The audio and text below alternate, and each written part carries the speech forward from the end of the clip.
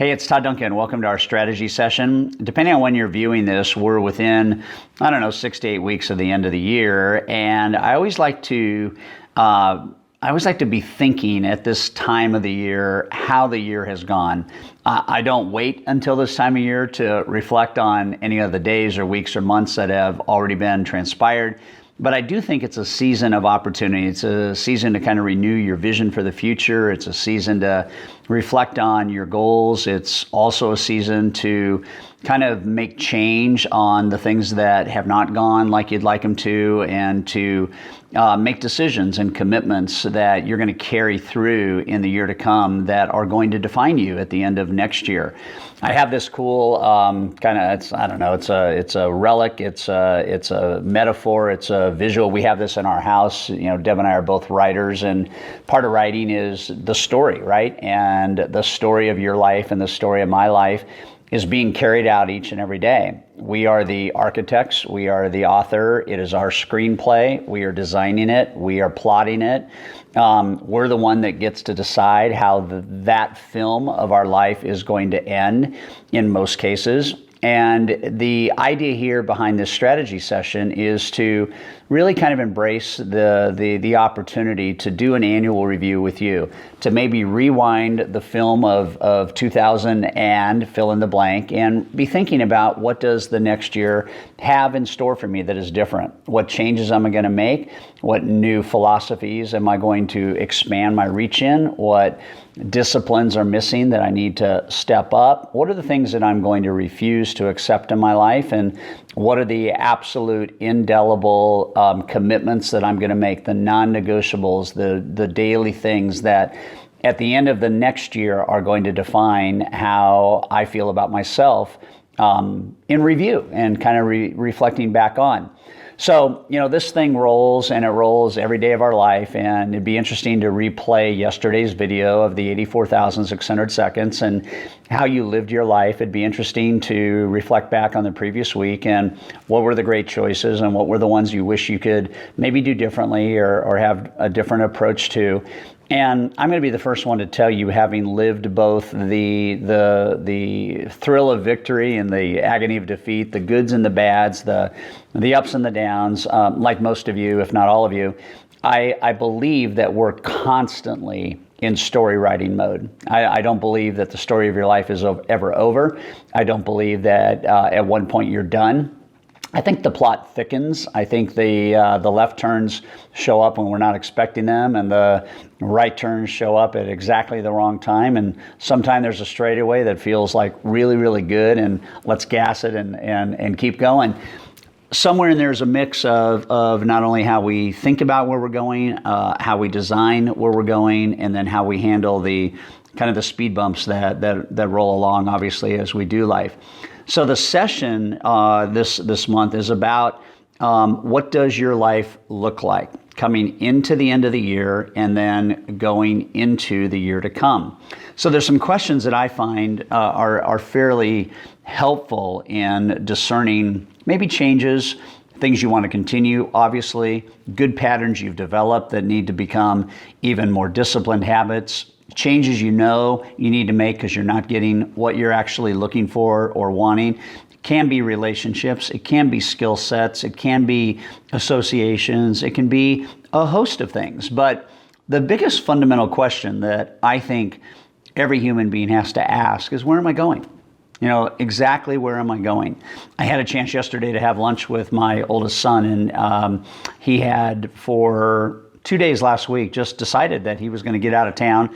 He's got a transit van, so it's where he puts all of his sports gear and his bike and his surfboard and everything. And he decided to head out of town and go up to Northern California, and found a place at a beach up in Northern California where he decided to camp and just reflect on where he wanted to go. And, not that at 20 you have full comprehension of where you want to go. Some of us that are older than that, probably most of us, have challenges thinking about where is it I actually want to go and where I want to end up.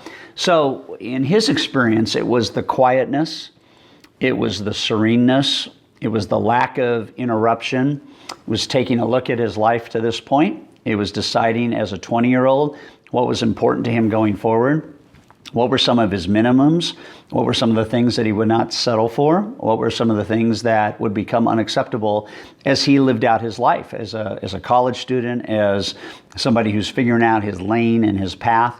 And, I reflected on that time with my son, and I thought, that's the same thing that everybody should go through. We should all take a couple of days a year, if not more, to have this kind of on-life time. Not being in the trenches of being in life and doing life and just sometimes the freneticness, sometimes the pace, sometimes the sheer challenge of all that we have to do.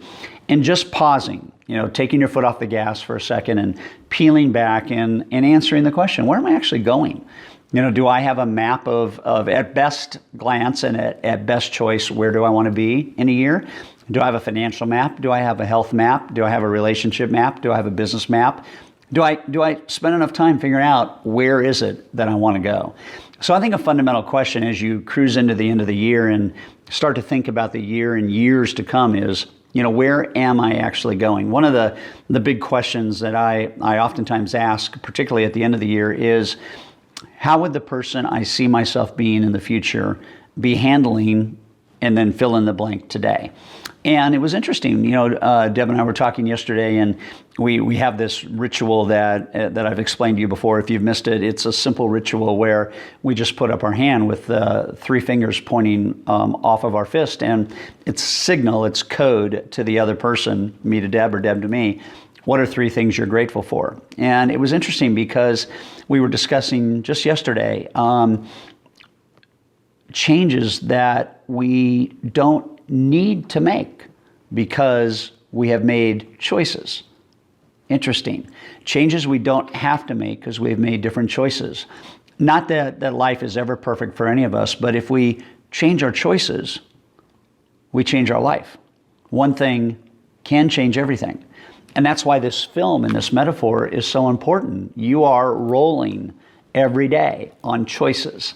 So the choices affect how life's patterns kind of support you, put wind under your wings, or oppress you and stall you out. And we all have challenges. Last night happened to be Halloween, and I ran into a friend of mine that is in our elite coaching group. And yesterday, just 24 hours ago from recording this, he said to me, I need your help. My dad was diagnosed with bladder cancer today, and I really don't know what to do. See, that is a curveball. It's something that happens that he didn't have any control over, but he had to reflect on life and how important life was and the fact that stuff does happen. But you're better off kind of knowing where you're going to go and know that stuff's going to happen than not knowing where you're going to go and have that stuff happen anyway. So whether it is a relationship challenge, a business challenge, a health challenge, every time something creeps in that is not what we were expecting or we're ready for, we can change that. We can change how we respond. We can change our vision of the future. I told my friend how I would approach that. And, part of this has a lot to do with going to the end of a film and assuming, health or assuming death, assuming life or assuming the worst, and deciding, what do you want this season to look like and where are you going to go during the season? So it's a very powerful question. It's where am I going? Where are you going? And to arrive at that and decide that, I think, is important. You can't do that without answering another question, and that question is what's important to you. So what are the values in life that aren't getting their fair share? What are the things that you find are really important to you, but you're not living those out? What do you see when you look in the mirror? And what are the changes that you need to make to become more fundamentally congruent with the person that you are?